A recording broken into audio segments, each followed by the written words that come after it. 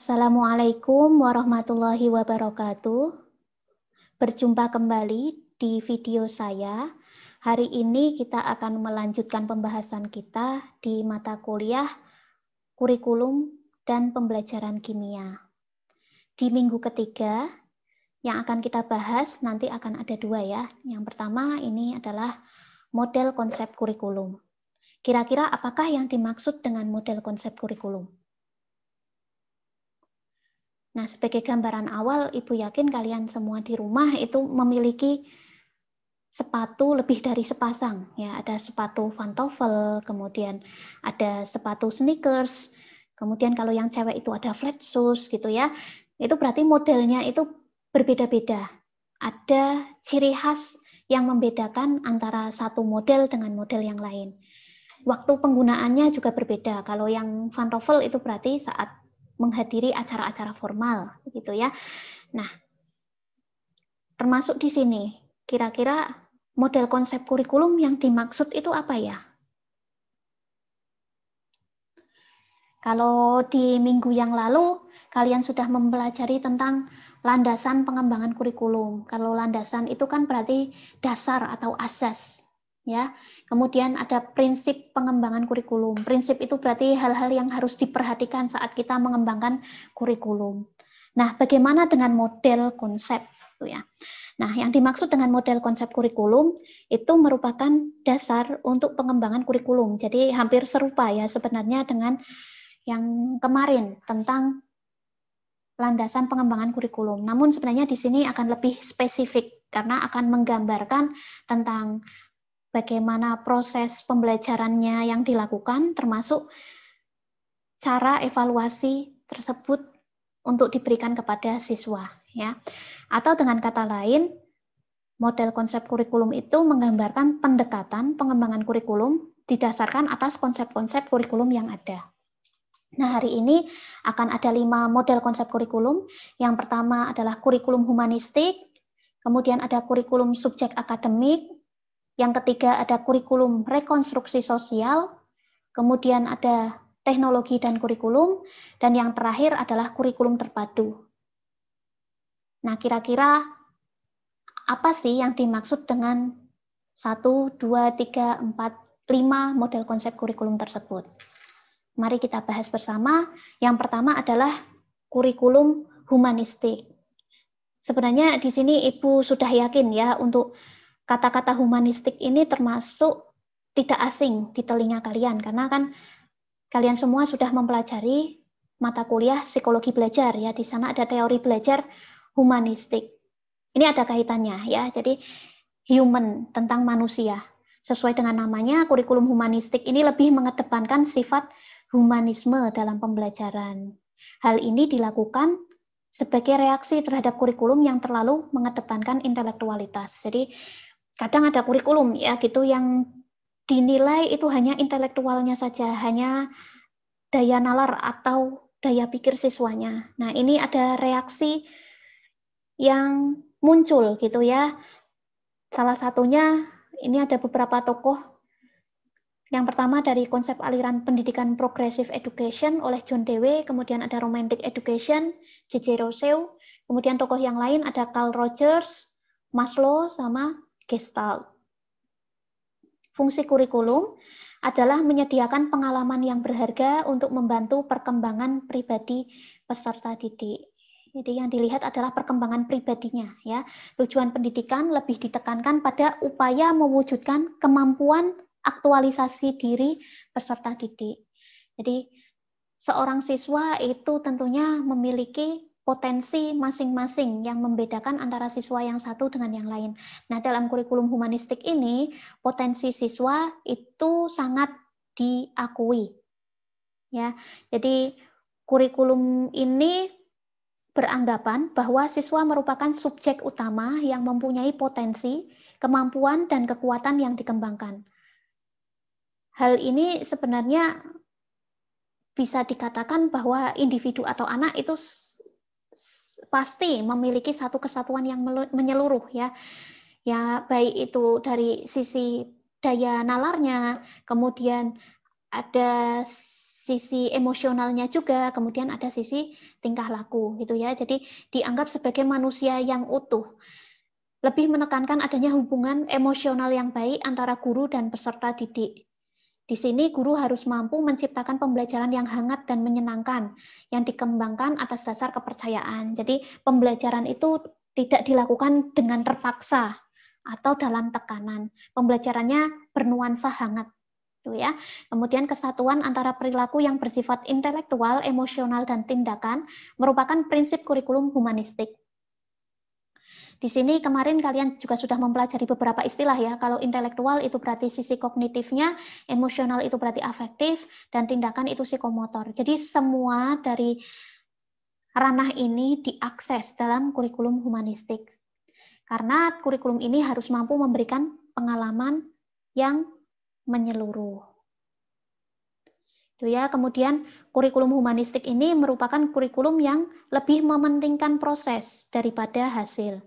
Sasaran utamanya adalah bagaimana memaksimalkan perkembangan anak atau peserta didik supaya menjadi manusia yang mandiri. Jadi proses belajar yang baik adalah aktivitas yang mampu memberikan pengalaman yang bisa membantu peserta didik untuk mengembangkan potensinya. Sehingga di sini dituliskan bahwa dalam evaluasi itu guru lebih cenderung memberikan penilaian yang bersifat subjektif. Jadi lebih digali ya pada evaluasi prosesnya dibandingkan dengan evaluasi hasil. Satu siswa itu memiliki perkembangan yang berbeda-beda dibandingkan dengan siswa yang lain. Jadi untuk menuliskan nilai akhir itu tidak hanya didasarkan dengan paper based test gitu ya, atau mungkin soal multiple choice atau apa gitu ya. Jadi lebih ke bentuknya adalah proyek. Siswa diberikan suatu permasalahan, kemudian bagaimana siswa tersebut mengatasi atau menjawab permasalahan yang diberikan. Kadangkala siswa tidak serta-merta langsung mendapatkan jawaban yang tepat. Namun kesalahan yang dilakukan oleh siswa itu juga dianggap sebagai proses belajar, karena jika tidak salah, siswa tidak akan belajar lebih baik. Justru dengan adanya kesalahan itu, siswa bisa mencari solusi alternatif selain yang sudah dilakukannya, gitu ya. Jadi melihat apa sesuatu yang salah itu juga dianggap dan diakui sebagai proses belajar. Jadi di sini evaluasinya itu cenderung pada sikap atau kepribadian dan juga soft skill. Kemudian yang kedua ada kurikulum subjek akademik. Kalau dari kata-katanya, Ibu yakin kalian juga sudah bisa menggambarkan ya kira-kira yang ditekankan saat menerapkan kurikulum subjek akademik itu seperti apa. Jadi di sini kurikulum ini merupakan konsep pendidikan klasik yang berorientasi pada masa lalu. Jadi dianggap bahwa semua teori pembelajaran itu sudah sempurna ada di masa lalu. Adanya pendidikan atau pembelajaran itu hanya mewariskan teori-teori yang sudah ada sebelumnya. Tokoh-tokohnya di sini ada Paul Hirsch dan Brunner. Jadi tujuannya adalah mengembangkan berpikir rasional, logika gitu ya, daya nalar, daya pikir, melatih peserta didik untuk melakukan penelitian dan mengaktualisasikan warisan budaya dan nilai sosial yang ada. Nah, di sini menekankan pada banyaknya materi yang harus disampaikan. Jadi materinya termasuk mampat gitu ya, sangat banyak. Kemudian pola organisasi isi kurikulumnya itu bisa bermacam-macam. Ada yang correlated kurikulum, korelasi ya berarti, kemudian ada concentrated kurikulum, ada integrated kurikulum, dan yang terakhir ada problem solving kurikulum. Nah, kira-kira apa yang dimaksud dari 1, 2, 3, 4 ya, ada 4 pola organisasi isi kurikulum tersebut. Ada yang tahu? Ya, kita bahas ya, yang correlated kurikulum itu asal katanya berarti kalau diartikan adalah korelasi. Korelasi artinya hubungan. Jadi kurikulum ini menekankan pentingnya hubungan antara organisasi materi atau konsep yang dipelajari dari satu pelajaran dengan pelajaran yang lain tanpa menghilangkan perbedaan esensial dari setiap mata pelajaran. Kalau ini bisa dicontohkan misalnya ketika belajar fisika gitu ya. Seorang siswa itu barangkali diberikan materi tentang kalor. Nah, kalor itu dituliskan dalam delta H misalnya ya. Kemudian di kimia juga ada tentang materi kalor tersebut. Tapi nantinya akan memiliki kekhususan ya, ada hubungan sebenarnya. Jika siswa tersebut mempelajari yang fisika dengan yang kimia itu akan saling mendukung untuk memahami kedua subjek akademik tersebut. Jadi misalnya yang di kimia itu lebih ditekankan pada hubungan antara kalor yang dihasilkan dengan jumlah molnya gitu ya. Kemudian kalau yang di fisika itu yang dilihat adalah pada energinya misalnya seperti itu. Nah, itu correlated curriculum. Dia ada hubungan atau korelasi tetapi antara pelajaran itu masih terpisah ya. Jadi meskipun ada hubungan, tapi tanpa menghilangkan perbedaan esensial dari setiap mata pelajaran. Jadi mata pelajarannya tetap berdiri sendiri-sendiri.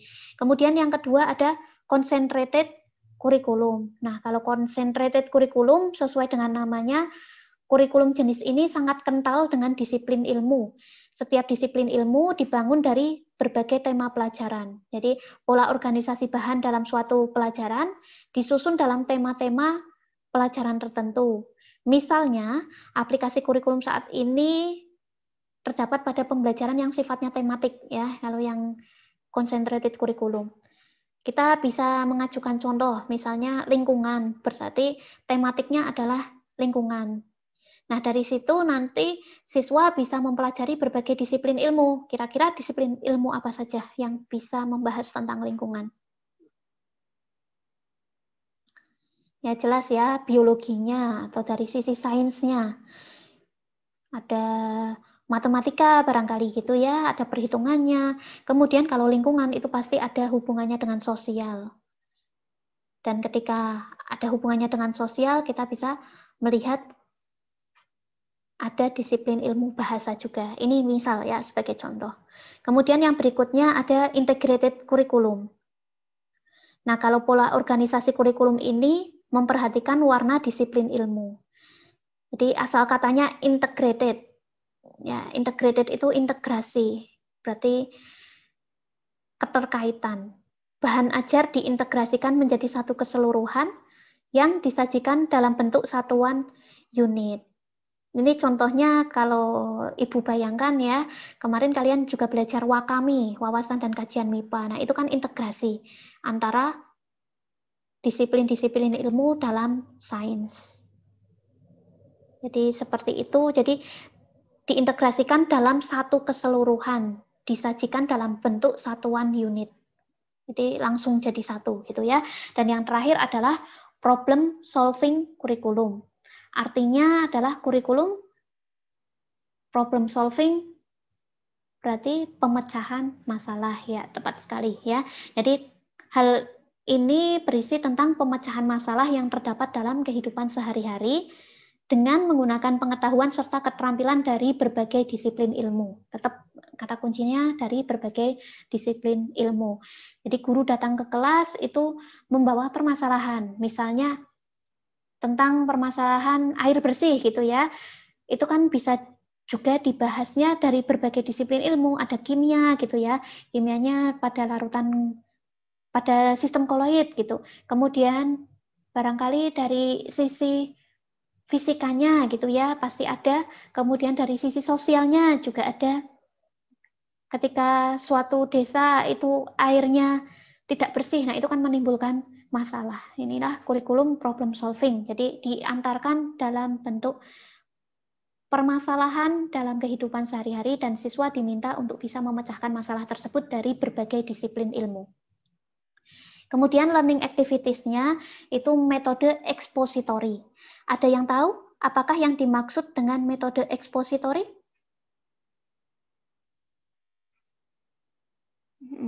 Ekspositori itu ceramah ya, kata lain dari ceramah. Kemudian inquiry. Kalau inquiry itu yang seperti apa?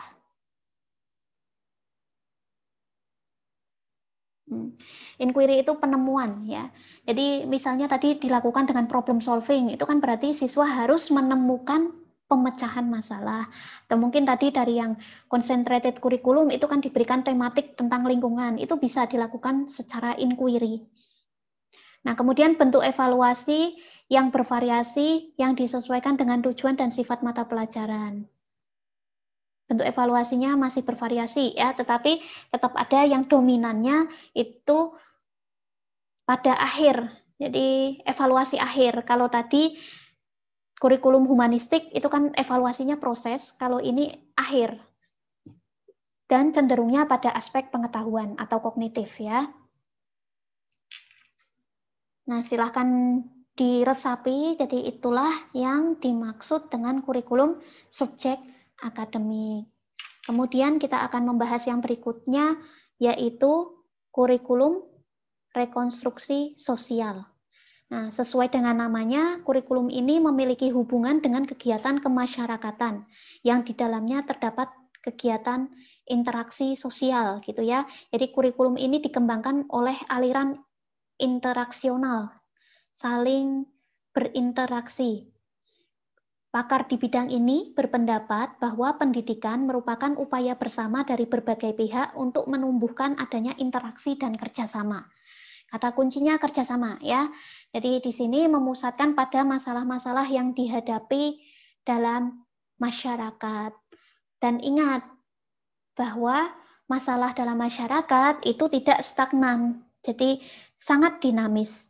Sehingga di sini tujuan dan isi kurikulum ini bisa saja setiap tahun berubah, tergantung dari perubahan masyarakat.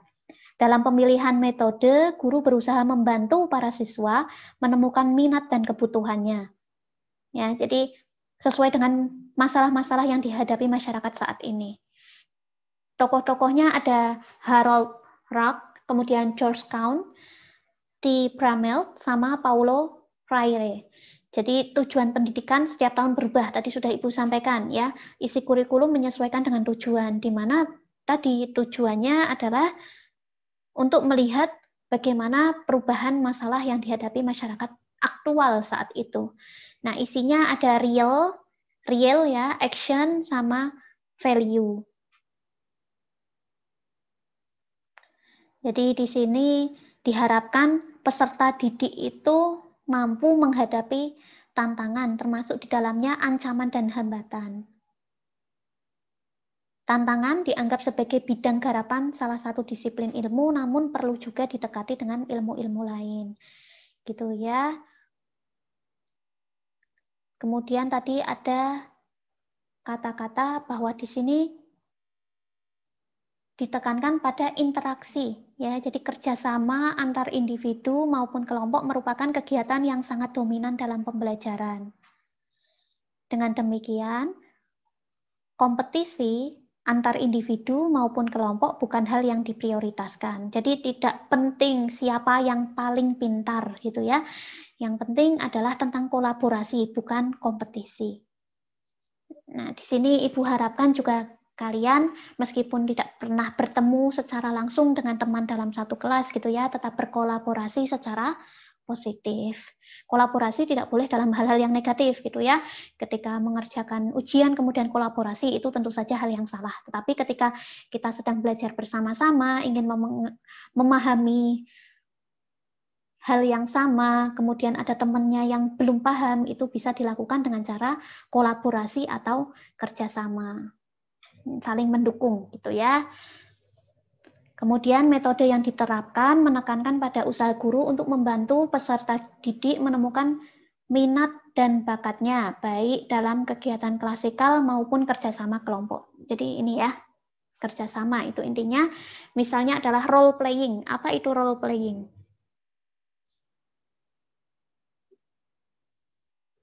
Role playing itu adalah bermain peran. Ya, jadi Ibu contohkan lagi, misalnya seperti yang tadi saja ya, tentang permasalahan lingkungan.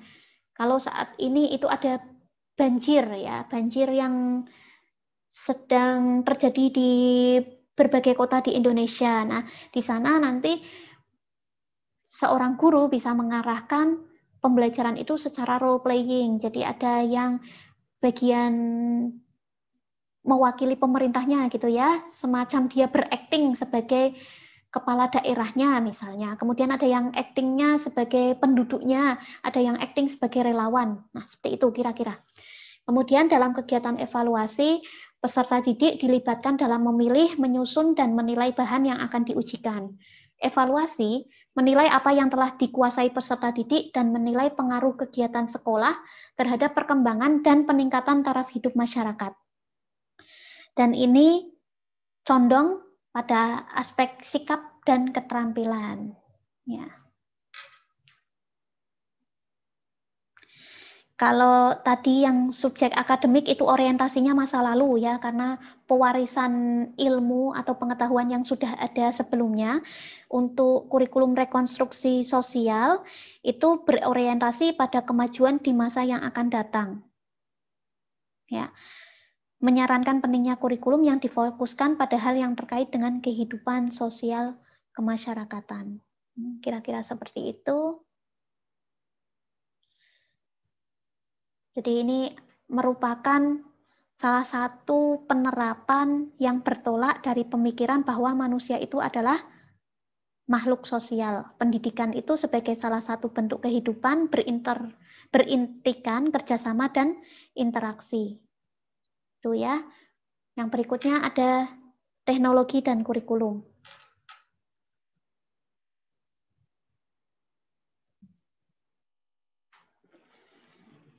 Kurikulum ini menekankan pada isi kurikulum, tetapi diarahkan pada penguasaan kompetensi, bukan pada pemeliharaan ilmu. Jadi ini sebenarnya hampir serupa dengan yang kurikulum subjek akademis ya, sama-sama menekankan isi kurikulum. Tapi bedanya, kalau pada kurikulum subjek akademis itu lebih menekankan pada pemeliharaan ilmu. Sedangkan yang kurikulum teknologi ini lebih diarahkan pada penguasaan kompetensi, gitu ya, dalam bentuk perilaku. Nah, di sini tokohnya ada Skinner sama Alan Cohen. Nah, tujuannya diarahkan pada penguasaan kompetensi yang dirumuskan dalam bentuk perilaku. Isi pelajarannya masih diambil dari berbagai disiplin ilmu, tetapi dikombinasikan sedemikian rupa untuk mendukung penguasaan kompetensi tertentu. Jadi kira-kira siswanya itu diharapkan bisa menguasai kompetensi apa, kemudian itu bisa didukung dengan berbagai disiplin ilmu. Metode pembelajaran dipandang sebagai proses mereaksi terhadap stimulus yang diberikan, dan bila terdapat respon, maka respon harus diperkuat. Gitu ya. Jadi kalau ada respon diperkuat, ada feedback-nya. Pembelajaran bersifat individual dengan waktu tertentu, ada tugas yang harus dikerjakan secara berkelompok. Nah, di sini evaluasi dilakukan kapan saja ya, setiap saat, dari awal sampai akhir pembelajaran pada semua domain, sikap, pengetahuan, dan skill. Jadi di sini bahkan siswanya jika merasa sudah siap, itu dapat mengajukan diri untuk dievaluasi. Fungsi evaluasinya itu sebagai umpan balik atau feedback tadi ya, bagi siswa dalam penyempurnaan penguasaan suatu satuan pelajaran. Bentuk evaluasi umumnya objektif tes. Jadi bentuknya biasanya objektif gitu tesnya. Yang terakhir yaitu kurikulum terpadu ya, dari kata-katanya terpadu itu berarti seperti apa? Ini berpedoman pada teori John Dewey dan Vygotsky, juga R. Fogarty. Tujuannya di sini adalah memecahkan masalah kompleks dan kontekstual dari berbagai sudut pandang. Apakah yang dimaksud dengan masalah kontekstual?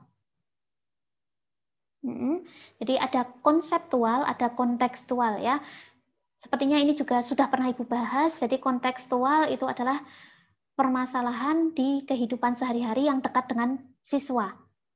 Isinya adalah ilmu interdisipliner, saling terkait, dan bersifat kontekstual dan aplikatif.